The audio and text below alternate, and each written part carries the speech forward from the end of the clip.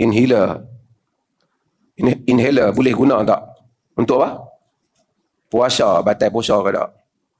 Kita jawab dah dulu tapi tak apa, saya ulang. Zaman dulu, apa? Sembuk untuk orang penat ni tak ada. Zaman Nabi tak ada. Zaman fuqaha pun tak ada. Fuqaha kibar dulu saya maksud tak ada.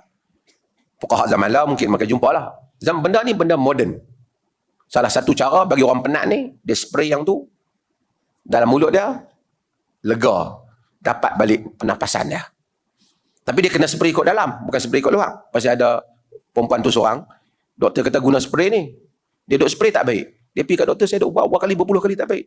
Oh, dia kata doktor cakap benda tak betul. Dia kata kalau doktor, dia kata akan lega daripada penat dia. Dia cuba tak jadi. Jadi doktor kata minta maaf lah.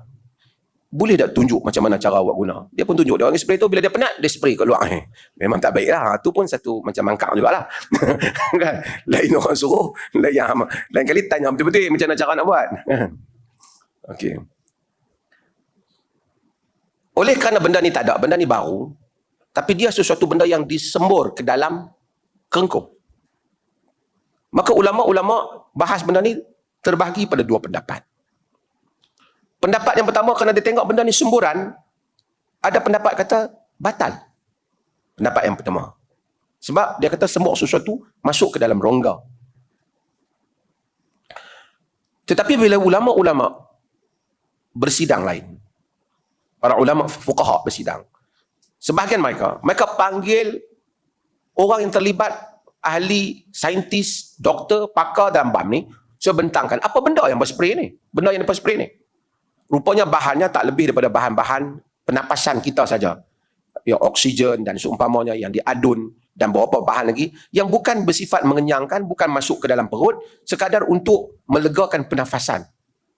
Lalu sebahagian mereka telah memberikan pendapat, dan pendapat ini menjadi pendapat majoriti di dalam dunia ini, iaitu boleh digunakan untuk oleh orang yang dalam keadaan memerlukan ketika dia berpuasa.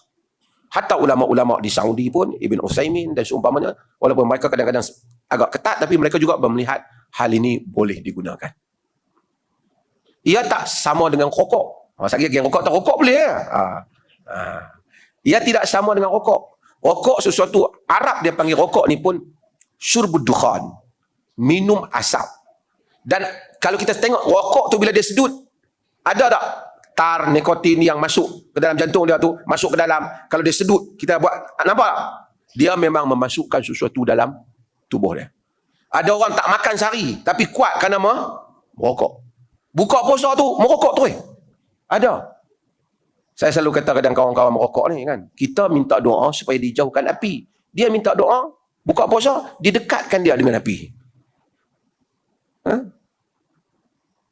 Rokok lain. Di samping tidak ada keperluan, dia memang menyedut sesuatu. Geng perokok kata, kalau rokok tak boleh, bau exhaust kereta pun tak boleh ya. Dia punya akal kan. Tak ada orang duk pergi bubuh mulut dia kat exhaust kereta tu. Kalau dia sengaja duk pergi bubuh mulut dia kat exhaust kereta tu sampai exhaust kereta tu masuk dalam dada dia, asap tu penuh dengan dada dia, batal lah puasa dia. Sama dengan rokok lah. Tapi tak ada orang. Dia satu benda yang tersedut. Macam kita. Kita lalu.